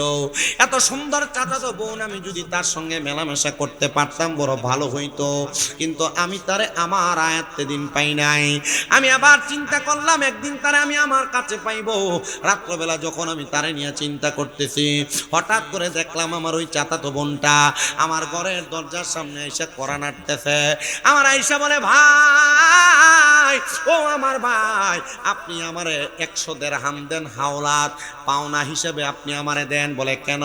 বলে আমার একটা বিপদ থেকে উদ্ধার হওয়ার জন্য। আমি তখন তার সাথে সুযোগে সদ্ব্যবহার করলাম, বললাম আমি তোমাকে পাওনা দেওনা হিসেবে তোমাকে আমি 100 দিরহাম দিব না, আমি 100 দিরহাম দিতে রাজি, তবে যদি তুমি তোমার দেহটারে আমারে ভোগ করতে দাও। মেয়েটা ডাক দিয়া বলে আমার কাছে কোনো রাস্তা ছিল না, আমার টাকাটা বড় দরকার ছিল। তখন আমি আমার দেহটা তার দেওয়ার সত্ত্বে তার কাছ থেকে আমি 100 দিরহাম নিয়ে গেলাম। আমি দিরহাম নিয়ে যখন চলে গেলাম, আমি যাওয়ার পরে এবার পরবর্তী সময় আমি তার কাছে আসছি। মেয়েটা যখন আমার কাছে আসে, আমি তার দেহ ভোগ করার জন্য তারে আমি আমার বিছানাতে লেলায়া ফালাইয়া দিলাম।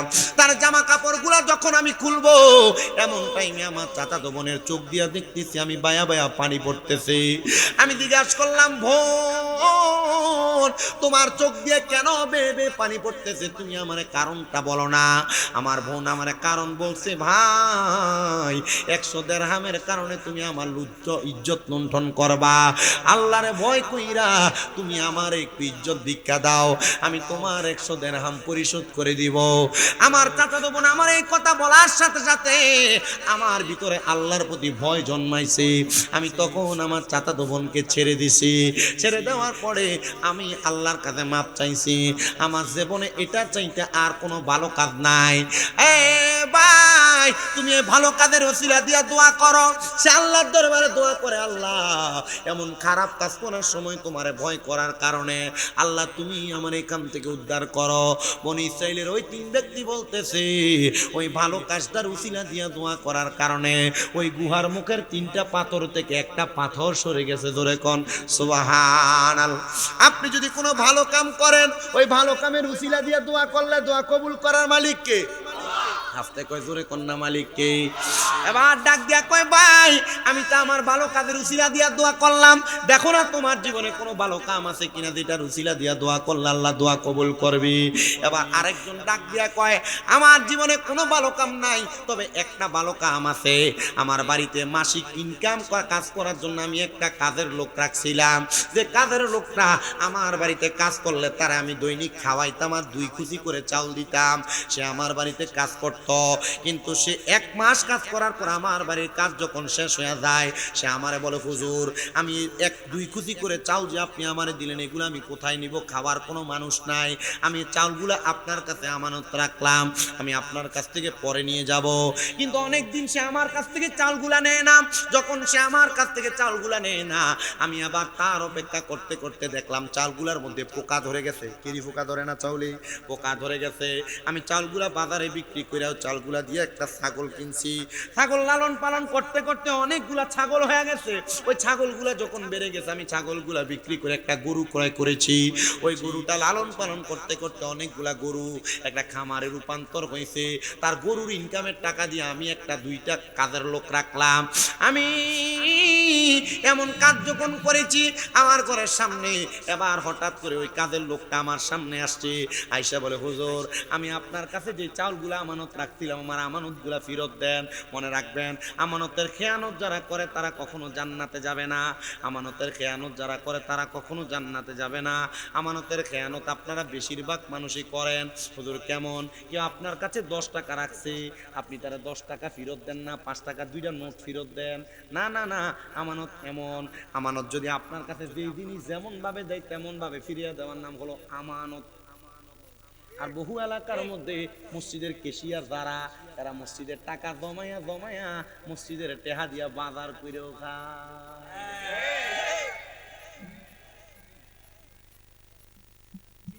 কথা কয় না?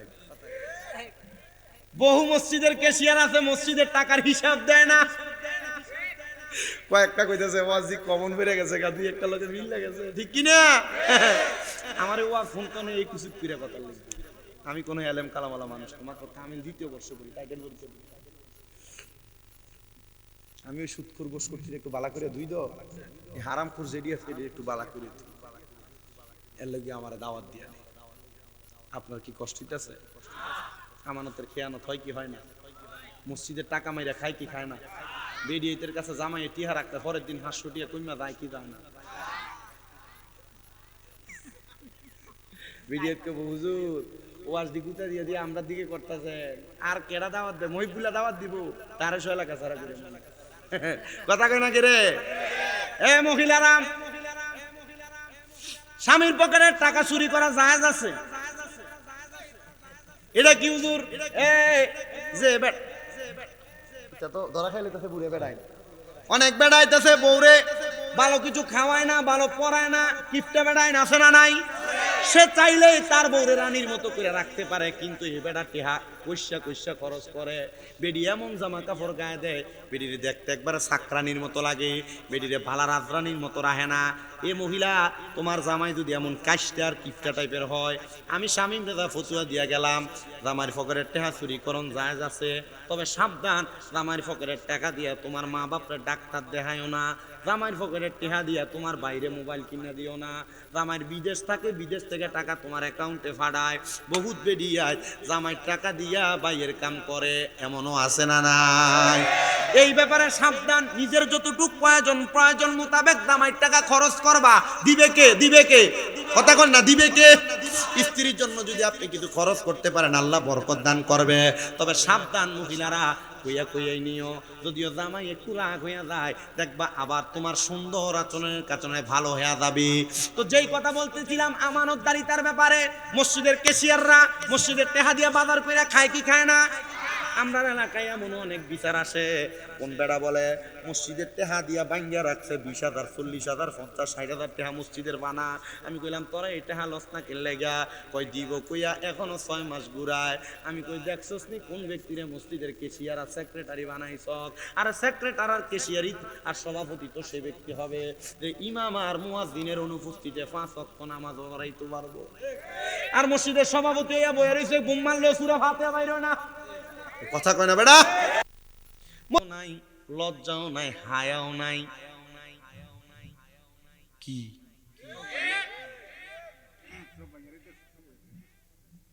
ওয়াজ আমার আর দাওয়াত দন লাগবে না দূর করে যাইতেছি 2-3-4 মাহফিলের ওয়াজ করে দিয়ে বহুত বিষয় আনছি এই অল্প কিছু দূরের ভিতর বহু বিষয় টাইনা আনছি কি আবার আনছি নি কষ্ট হইতাছে কালকে কাজ কাম আছে ঠিক না আমি বিদায় নিয়ে চলে যাব আরেকটু কথা শুনি সেই একটু শেষ করি ওই ফলাইন ঘুমিয়ে গেছে খিচুড়ি ঠান্ডা হয়ে দেবো ঘরে মেন দিয়ে দেবো এটা খাওয়ান যাইতো না হ্যাঁ চিন্তা করে টিহা দিয়ে আনছি না টিহা উসুল করে লইতেছি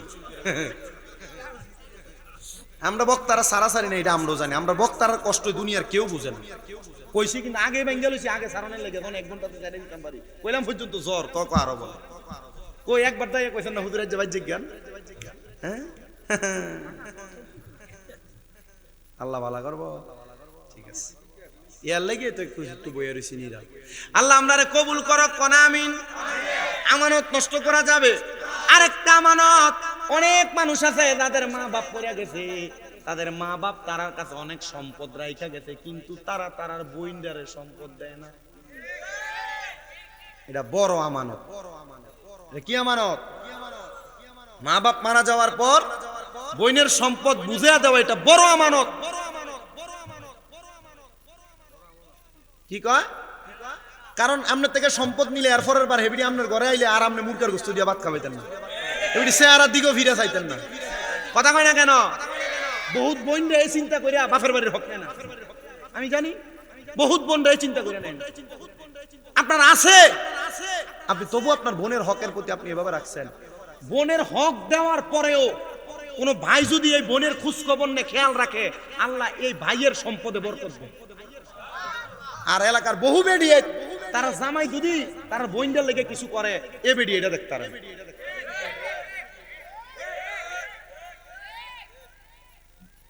দেই সোলাইন যে ঠিক ঠিক কস তোরার মা তোরার ফুফুরের তোরার বাপে কিছু দেও না এটা দেখতারা না এটা হিসাব কইরা দেই ওয়াজ কি কমন পড়তেছে না এটা ভেরি কমন ওয়াজ বেশি কমন ওয়াজ কোন ভাই যদি তার বোনের দেখাশোনা করে কোন ভাই যদি তার বোনের দায়িত্ব পালন করে তাহলে এ ভাইয়ের কোনোদিন কি আসবে না কথা কন না বেটা কি আসবে না এটা কখন বোনের সম্পদ দেওয়ার পরে না আগে সম্পদ দেওয়ানোর পরে আগে সম্পদ বুঝিয়ে দিবেন, বোন গো মা মরে গেছে, বাপ মরে গেছে, তোর সম্পদ তুই লয়ে যা। এরপর বোন যখন আপনার বাড়িতে আসবে, ঠিক আপনি আপনার মেয়েটারে যেমন লালন পালন করতেন, বোনটারে এমন ভাবে দেখাশোনা করবেন। বলেন সম্পদে বরকত দিবে কে? ভাইয়েরা বোনটারে খাওয়াইলে সম্পদ কমে না বাড়ে? বেরিয়া তোমরা যারা শোনো, তোমরা ননদের একটু বেশি করে দেখো, দেখবা তোমার স্বামীর ইনকামে আল্লাহ অসংখ্য বরকত দান করবে। আল্লাহ কবুল করেন, পড়েন আমিন। তবে নন্নস্র কিন্তু এমন একটা স্বভাবের হওয়ার দরকার। ভাইয়ের কামাই আছে না নাই, নন্নস্র এটাও দেখানোর দরকার। এটাও চায় না, আমি সবই কই কথা তো যাক। খুদা বেশি কথা কইলে এডি এডি কইতাম গেলে দেখবেন যে বেরিয়েতের পক্ষে বেশি দেখবে বউ আছে। থাক বাবু, তোমরা যা হনছো আলহামদুলিল্লাহ মানো। তাইলে আমানত রক্ষা করবেন নি? বোনের সম্পদ বুঝিয়ে দিবেন নি? যদ্দুর ফাইব আবার কয় না নিব। বোন এই সম্পদটা তোমার, এই সম্পদটা কার? জায়গা 3 ঘন্টা, ভাই কয়জন? 2 জন। বোন কয়জন? 2 জন। 2 ঘন্টা 2 ভাইয়ের, আধা ঘন্টা করে 1 ঘন্টা কার? বোনের। ভাইয়ের অর্ধেক পাবে বোনে, ভাইয়ের অর্ধেক পাবে বোনে। বোন তোমার ওমা দেওয়ান তো লাগবেই, আমরা না দিলে আপনি গুনাহগার হবেন। আপনি মাসালাগুলো বুঝতেছেন তো? আমার কাছে এমন অনেক কঠিন মাসালা আছে যেগুলো সাংসারিক পারিবারিক জীবনে লাগে। এখনো তো কামেল ফাঁস করি নাই, তো এর লাগে ফতুয়ারি করি। দেখবেন আমরাও কত ফতুয়া দেব, কত ফতুয়া আমিও দিব, কিন্তু আল্লাহ তাআলা এখনো পর্যন্ত সেই যোগ্যতায় বসায় নাই। বসাইলে ইনশাআল্লাহ দিব। আল্লাহ কবুল করেন, আমিন করেন। আপনি আপনার বোনকে বলবেন 3 ঘন্টা জায়গা, 2 ভাই 1 ঘন্টা 1 ঘন্টা, আর 2 বোন আছে আধা ঘন্টা আধা ঘন্টা। বোন এই জায়গাটা তোমার। বোনে যদি কো ভাই আমার হক লাগতো না, আমি জন আই, আমারে ভালো করে আপ্যায়ন করেন, আমারে ভালো করে দেখেন, এ বোনের আধা ঘন্টা জায়গা আপনি চাষ করবেন, বোনের আধা ঘন্টা জায়গা আপনি প্রয়োজনে ভাড়া দিবেন, বোনের আধা ঘন্টা জায়গা আপনি ব্যবহার করবেন, এটার একটা মাসিক পাওনা তারে বুঝিয়ে দিবেন। কথা কয় না? আর যদি কয় ভাই আমার এইটাও লাগতো না, তাহলে সে তার এইটার পাওনা যেটা পাইবো, সে যখন আপনার বাড়িতে আইবো, এটিহা দিয়ে বালাবুরে খাওয়াইলে মাছ গোস্ত খাসি কোনোটা কম পড়বো না? আপনার বোন যেদিন আই আপনার বেরিয়ে দিন কালা হুটকি আর হাগরান দেয়। কথা কয় না? ঠিক না বেঠে?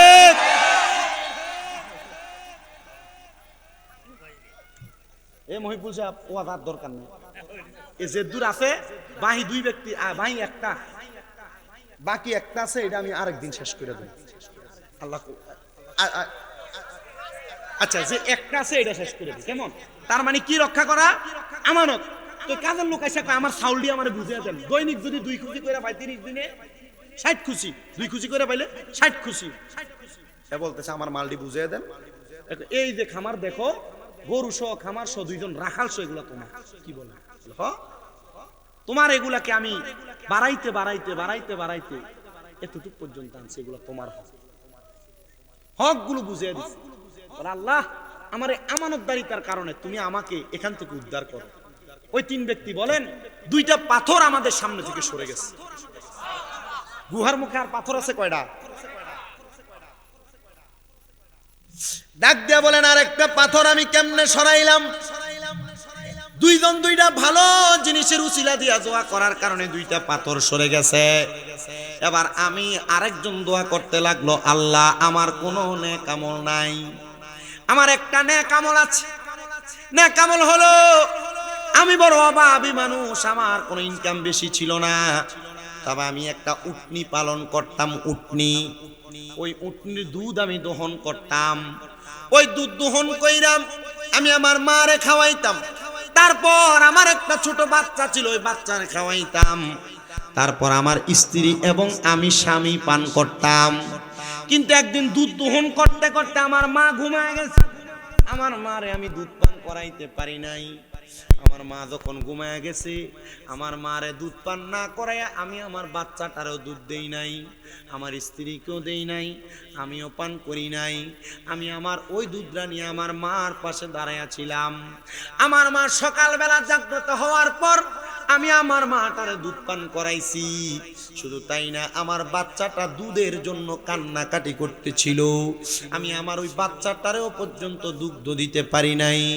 আমার মা ওই বাচ্চার কান্নার আওয়াজে ঘুম থেকে জাগ্রত হয়ে গেছে। তখন আমি আমার মারে দুধ পান করায়া আমি আমার সন্তানরে পান করাইছি, স্ত্রী স্বামী আমরা পান করছি। আর আল্লাহর কাছে দোয়া করছি, আল্লাহ আমি আমার সব কামের আগে আমি আমার মারে গুরুত্ব দিছি। ও আল্লাহ, এই ওসিলাই তুমি আমার দোয়া কবুল করো। বলে 3টা দোয়া যখন করলাম, সাথে সাথে আমাদের বাড়ির ঘরের সামনে থেকে, আমাদের গুহার সামনে থেকে 3 নাম্বার পাথরটাও সরে গেছে। চিন্তা করে দেখেন, মাকে গুরুত্ব দেওয়ার কারণে আল্লাহ তাআলা গুহার ভিতর থেকে একজন নাফরমানকে বাঁচাইয়া দিছে। এ সন্তান, তোমরা যারা এখানে বসেছো, মার ধমক দাও, মার সাথে উঁচা গলায় কথা বলো, মার মনে কষ্ট দাও। বিবাহ করার পরে তোমরা বউয়ের কথা শুনে মার সাথে আতাল জাতাল করো, বিভিন্ন রকমের কথাবার্তা বলো। সন্তান দে, তোর পাও আমার সামনে দে, আমি আমার জিহ্বা দিয়া তোর পাও পরিষ্কার করে দিমু। শুধু আদা করবি হুজুর, এখান থেকে বাড়িতে যাওয়ার পর আমি আমার মার পায়ে ধরে মাপ চাইবো। যতক্ষণ পর্যন্ত তোমার মা তোমারে বলছে মাফ করে দিছি, ততক্ষণ পর্যন্ত মা বাবার পাও চাইরো না। কারণ মা বাপ যদি মাফ না করে, আল্লাহ তোমারে মাফ করবে না। আমি জানি না কোন সন্তান জানি আজকের মাহফিলে বসছে, তারার মারে তারার বাপরে বাদ দেয় না। এলাকায় এমন অনেক সালিশ হয়, বিচার হয়, মা বাপরে ভাত খাওয়ানি নিয়া মা বাপ এই ঘরে সকালবেলা, ওই ঘরে দুপুরবেলা, ওই ঘরে রাত্রবেলা খায়। আর তোমার মা বাপ 5-6 জন বাচ্চা তোমরা ভাই বোনরে পালছে, মা বাপ নিজে না খাইয়া তোমারে খাওয়াইছে। মা সকালবেলা পান্তা ভাতটা খায় নাই, রাইখা দিছে আমার ফুতে রোদে দিয়ে আইলে, আমার ফুতে পানি ভাতটা খাইলে তার কলজাটা ঠান্ডা হইব।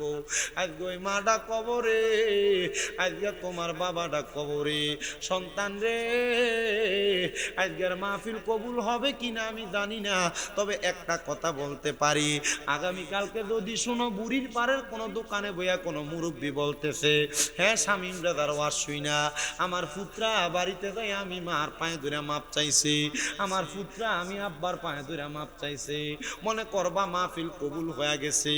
অনেকে চিন্তা করে হুজুর, যারার বাড়িতে বাপ আছে তারা বাড়িতে যে বাবার পায়ে ধরে মাপ চাইবো, আমার তো আব্বা নাই, আমি কার পায়ে ধরে মাপ চাইবো? হুজুর, যারার বাড়িতে মা আছে তারা বাড়িতে যাই আমার পায়ে ধরে মাপ চাইবো। হুজুর, আমার তো মা নাই, আমি কার পায়ে ধরে মাপ চাইবো? দেবিদ্বারের বুড়ির পাড়ের বাবা, পর্দার কত মহিলারা কান্দে। হুজুর, আজকে বাপের বাড়িতে আইছি, বাপের বাড়িতে মার বাড়িতে গেলে আগে মা বাপ বোরকাটা খোলার আগে বলতো দি কটা আগে খায়ালো, তারপর রেডি বোরকা খুলি। আজকে হুজুর বাবার বাড়িতে আইছি, বাবার বসছি দাদা দাদারে দেখছি, কিন্তু আব্বারে দেখছি না। হুজুর, চাচি জেডিরে দেখছি, আমার মারে দেখছি না। সন্তান রে, যারার মা কবরে, যারার বাবা কবরে, তোমরা মাপ চাইতে পারবে কিনা জানি না। আল্লাহর দরবারে দোয়া করবা, আল্লাহ আমার মা কবরে, আমার বাবা কবরে, আল্লাহ তুমি আমারে মাফ করবা কিনা জানি না। আল্লাহর নবী কয়, কোন সন্তানের মা বাবা মারা যাওয়ার পর ওই সন্তান যদি রব্বির কাম ঘুমা কামা রব্বায়ানি সগীরা বইলা কান্দে, আর চোখের মণিকোটার মধ্যে একটা মাছির মাথা পরিমাণ পানি ছাইরা দেয়, ওই পানি মাটিতে পড়ার আগে আমার আল্লাহ তার মা বাবার জীবনের গুনাহ মাফ করে দেয়, মা বাবার কবরের আযাব মাফ করে দেয়। আরে ওই মা বাপ তুমি ফুতের বড় ভালোবাসছে, কেমনে রে মারে কবরে শোয়া দিছ? ওই মা বাপ তোমারে বড় মোহাব্বত করছে, কেমনে তুমি ওই মা ডারে কবরে শোয়া দিছ? আজকে আমার একজন ভক্তের স্বামী বড় অসুস্থ হয়ে গেছে, সিঁড়ি থেকে পইরা পায়ে ব্যথা পাইছে। আমারে আপনাদের মাহফিলে গাড়ি থেকে নামার সময় আমারে ফোন দিয়া কই, হুজুর আমি একটু ব্যথা পাইছি, আমার ফুতরারে আপনি শোনাইয়েন না, ফুতে যদি শুনে ছোট মানুষ মনে কষ্ট দেব, আমার মাদ্রাসায় পড়ে ছেলেটা। আমি কইছি ছোট মানুষ মনে কষ্ট যাইবে, এই জন্য দেখছুনি বাবা তার অসুস্থতার কথা শোনাইতে চায় না। এমন কত অসুস্থতা লইয়া বাপ মামলারে খাওয়াইছে, বাপ মামলারে পড়াইছে। আল্লাহর দোহাই লাগে রে সন্তান, এই ওয়াজ মাহফিলে বৈশা ওয়াদা করো, যত রকমের কথা তোমার মা বাপ তোমার বলুক না কেন, ওই মা বাপরে কোনোদিন ধমক দিবা না, ওই মা বাপরে কোনোদিন আঘাত দিবা না, মা বাবার কথার উপরে কথা বলবা না, মা বাপরে কোনোদিন জুদা করবা না। কেউ যদি জুদা কইরা থাকো, ওয়াদা করো এখান থেকে বাড়িতে যে মা বাবার পাগুলাতে দুইরা বলবা, মা বাকি দুই ভাই আপনারা খাওয়াক আর না খাওয়াক, আমি সন্তান আপনারা একা একা খাওয়ামু। ও সন্তান, মা বাপরে খাওয়াইলে দাম কমে না, মা বাপরে খাওয়াইলে সম্পদ কমে না। আল্লাহর নবী কয়, কোনো সন্তান যদি তার মা বাবার জন্য 1 দিরহাম খরচ করে, আমার আল্লাহ তাআলা ওই সন্তানের সম্পদটারে 1 লক্ষ কোটি গুণ বাড়াইয়া তারে দান করে দেয়। বাবাকে তোমরা শেষ গজল তো মোহাব্বতে আমার সাথে পড়েন, বাবাকে তোমরা কাবা জানিও, মদিনা জানিও মাকে, যদি গো তারা বেঁচে থাকে। বলেন, বাবাকে তোমরা কাবা জানিও, মদিনা জানিও মাকে, যদি গো তারা বেঁচে থাকে। নবী বলেন, আমি সেবি নাই, সেবিতে পারি নাই, আমি সেবি নাই, সেবিতে পারি নাই, সেবিও আমার সেবিও আমার বাবারও মুখেতে মায়েরও মুখেতে যে তুলে দিবে খানা, তার উপর রাজি হবে রাব্বানা, রাজি হবে রাব্বানা। নবী বলেন, আমি করি নাই, করিতে পারি নাই, নবী বলেন, আমি করি নাই, করিতে পারি নাই, পিতা মাতার খেদমতে করিও আমার উম্মত, করিও আমার উম্মত। আল্লাহর পড়ে নবী আমার, আল্লাহর পড়ে নবী আমার, তার পড়ে মা জননী, মাঝে আমার নয়নের মনি। বলেন, মাঝে আমার মনি। বলেন, আল্লাহর পড়ে নবী আমার, আল্লাহর পড়ে নবী আমার, তারে পড়ে মা জননী, মাঝে আমার নয়নের মনি। কন্যা মাঝে ওরে কত কষ্ট করলাম গো সন্তানের লাগিয়া, কত রাত্র কাটাইলা না ঘুমাইয়া, মাগো না ঘুমাইয়া, কত কষ্ট করলাম গো সন্তানের লাগিয়া, মাঝে আমার নয়নের মনি। কন্যা মাঝে আমার নেরিমণি। বলেন, আল্লাহর পড়ে নবী আমার, আল্লাহর পড়ে নবী আমার, তার পড়ে মা জননী, মাঝে আমার মনি। বলেন, মাঝে আমার ওরে দিনে রাইতে কষ্ট কইরা খাওয়াইলো আমারে, সেই বাবাকে ভালোবাসি বলিনি জীবনে, আমরা বলিনি জীবনে। দিনে রাইতে কষ্ট কইরা খাওয়াইলো আমরারে, ওই বাবারে ভালোবাসি বলি নাই জীবনে, আমরা বলি নাই জীবনে। ওই বাবা জানে কেমন আছে জানি না কবরে, মাঝে আমার নয়নের মনি। কন্যা মাঝে নয়নের মনি। হায়রে আল্লাহর পড়ে নবী আমার, আল্লাহর পড়ে আমার তারপরে মা জননী, মাঝে আমার নয়নের মণি, বলেন মাঝে আমার নয়নের মণি। জবান বন্ধ নাই মুহাব্বতের আওয়াজে, উচ্চ কণ্ঠে জোরে জোরে পড়েন আলহামদুলিল্লাহ। একটু জিকির করে দিলে খুশি হইতেন না? এটা আমি জানি, এর লাগে আমি এটা রাখা দিছি লাস্টে। তাবারুক তো দিব ফিসাবুদুরের পরে, আমি একটু আপনারা তাবারুক হিসাবে আল্লাহর জিকির করেন। আল্লাহ আল্লাহ আল্লাহ আল্লাহ মুহাব্বতে।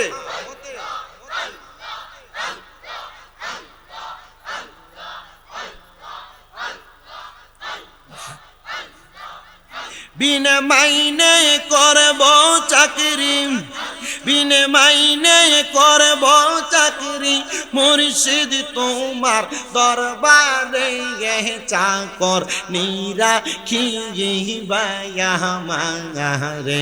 দয়াল মুর্শিদ তোমার দরবারে চাকর নিরাখিবায়া মারে। মারহাবা আল্লাহ আল্লাহ। বিনে মাইনে বিনে মাইনে করব চাকরি, মুর্শিদ তোমার দরবারে চাকর নিরাখিবায়া মারে। দয়াল মুর্শিদ তোমার দরবারে চাকর নিরাখিবায়া মারে। মারহাবা আল্লাহ আল্লাহ। দিনের মাইনে দিনে চাই না, দিনের মাইনে দিনে চাই না, দিও মুর্শিদ একসাথে চাকর নিরাখিবায়া মারে। দয়াল মুর্শিদ তোমার দরবারে চাকর নিরাখিবায়া মারে। মারহাবা আল্লাহ আল্লাহ। রাসূলুল্লাহ আমরার চোখের মনি, মক্কি মাদানী হাবিবুল্লাহ আমরার চোখের মনি। মারহাবা। রাসূলুল্লাহ আমরার চোখের মনি, মক্কি মাদানী রাসূলুল্লাহ আমরার চোখের মনি। মারহাবা। যদি হয় তোর মনের টান, দর মুর্শিদ বাবা জাগান, আল্লাহ রাসূল পাইবা সেথায় জানি। মারহাবা।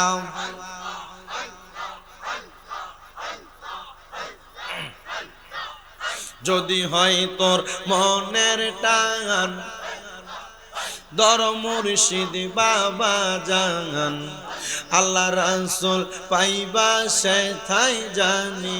মারহাবা। মুর্শিদ পাইলে রাসূল পাবি, রাসূল পাইলে আল্লাহ পাবি, সেই কথাটা কুরআনের ঘোষণা। আশিক শোনো না, মুর্শিদ বিনে খোদা মিলে না।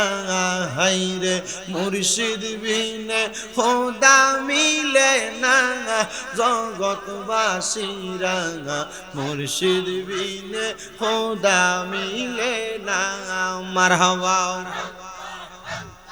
অন্তরে মিশাইয়া অন্তর হইতে পারলে তুই দেশান্তর পাইবি, তুমি মাবুদ মাওলা রে মন পাইবা, তুমি মাবুদ মাওলা রে। মারহাবা। মুর্শিদের চরণ তলে বুক বাসাইলে মুরিদ গনে, আল্লাহ রাসূল পাইবা সেই গুণেতে জগৎবাসীরা।